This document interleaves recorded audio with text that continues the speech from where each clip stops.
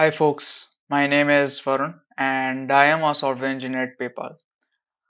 In this video, we will be looking at regular functions and arrow functions, how they are different. So in in JavaScript ES6, arrow functions were introduced and they are pretty handy in terms of reducing the syntax and making our code more readable. So let's look at with one of the examples how they're different. So let's say if I define a function x, let uh, x equal to function, and it'll print, let's say, console dot log regular function, regular function. So this is our regular function. That's how our regular function looks like. Let me just run it. So x this, and let me just run it. Yep, regular function. Now, how will I write it? Write a similar implementation in the arrow function format. So let me define let. Let me first of all name the variable properly. Actually, this is not the right way. We should be naming the variables properly. So regular function, regular function.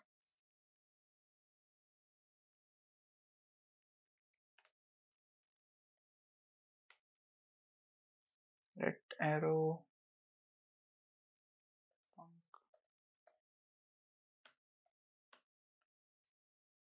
Now instead of writing the function keyword, I'll simply open and close a bracket, arrow, and then the definition. So definition of the function will be console.log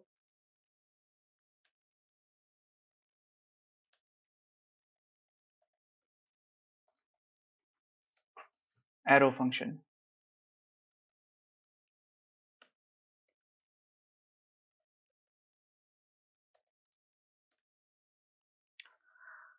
That's how you define an arrow function. It'll run the same way as a normal function, regular function did. So let me just quickly run it. Okay, I think I wrote the arrows incorrect. Now let me just run it. Yep. As you can see, it works as expected, as we expect a function to work. Now there are few things that I want to show you. These are syntactical sugar. In case there is only one argument, I can simply write x arg1. Let me just write arg1 and do console.log arg1. It will give me the arg1. Console.log arg1. Mm, yep, this should work. Let me just write it too. Yep, yep, it works as expected. In case of more than one argument or zero argument, I need to give regular brackets that are there. So that is for the syntax for the arrow functions. Now let's look at the differences. So one of the thing about function is that normal regular function is that we can use this. In arrow functions, this is not available. So let's take an example of an example where we can actually demonstrate the use case of this and how that is not there in the arrow function. So let me just remove this. Yeah, this. So let I can simply write array object j. It has an array, so int array,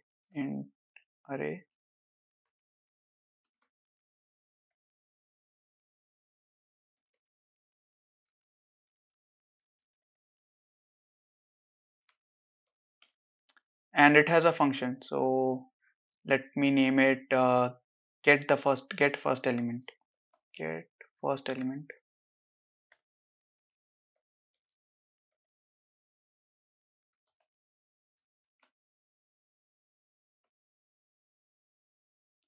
Now let me define it as a regular function.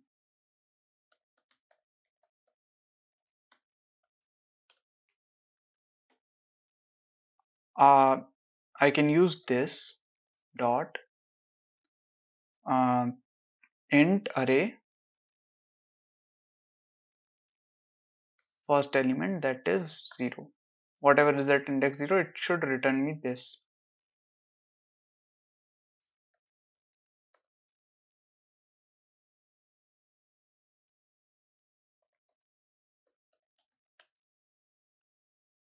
Now if I try to define the same thing using arrow function,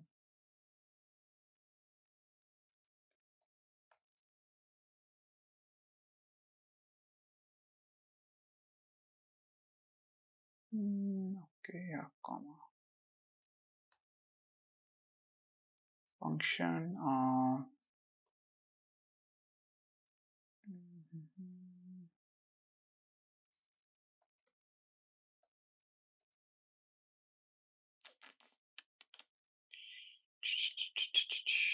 yep, now it should, yeah. So I have defined an arrow function which is again returning me this dot return this dot this return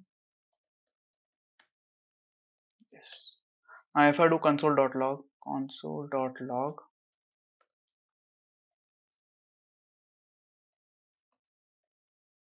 array obj dot get first element regular, and I run this. So let's see what happens. Let me clear the console.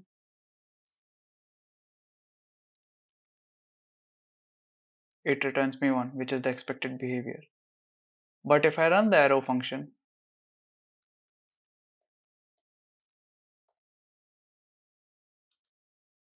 it will give me an error. Reason why it will give me an error is because int array is undefined and I am trying to fetch the element at 0 for undefined. So let's see why it is undefined. If I simply return the array, it will give me undefined because there is no this context, there is no binding for this specific context. Let me just return the this as well. So as you can see, there is an object window that is there, which is the outside context of the whole. Uh, this is outside scope of this video, but yeah, this is the scope of this, the global scope that is there. So that's why this is not having any int array inside it. Let me just return it, and let me try to actually return this. It will give me the same object, that is array object.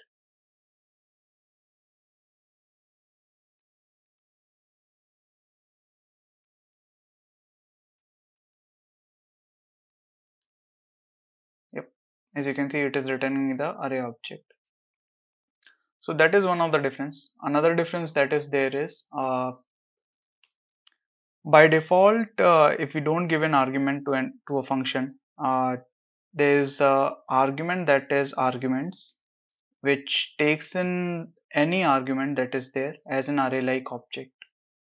So let's see, that is not available in the arrow function, but that is available in the regular function. So let's see that example. So let's say if I define a function, let me just revert this.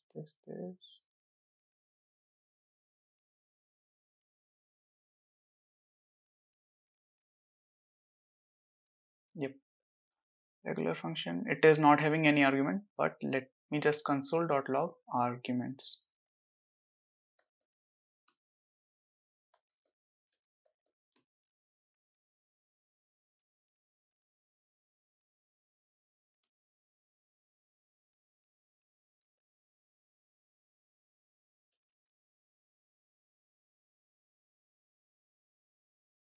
Now if I give this argument, let's say 1 2 3 4 5, and if I give the same arguments in the arrow function here, now let's see and run this. For the first one, it gave an array like object, which is the value of the arguments. In the second one, there is no variable as argument. So uncaught reference error, that is argument is not defined, which is the expected behavior. So these are the two differences. There is another difference. Regular function is not only callable but constructible as well, whereas arrow function is only callable and not constructible. What do I mean by that? So let's take an example and have a look at it. Um,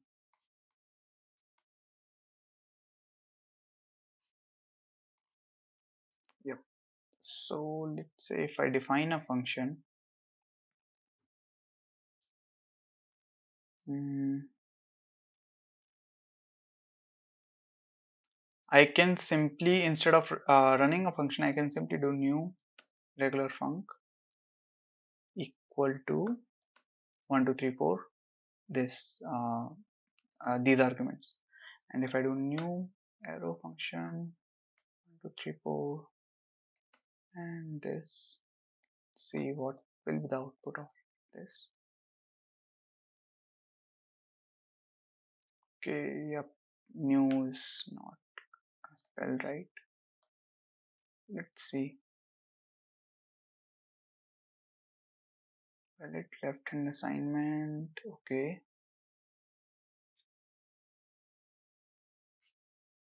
Okay, let me just debug it quickly. Mm,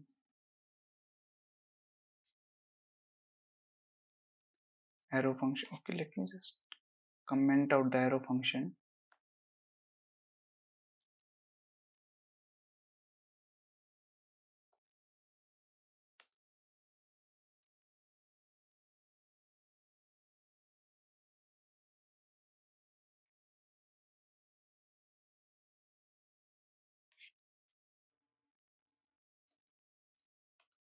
Yep. Okay, I was actually my bad. I was actually not. I shouldn't be assigning it. I mistakenly did the equal to. So okay, that was my mistake.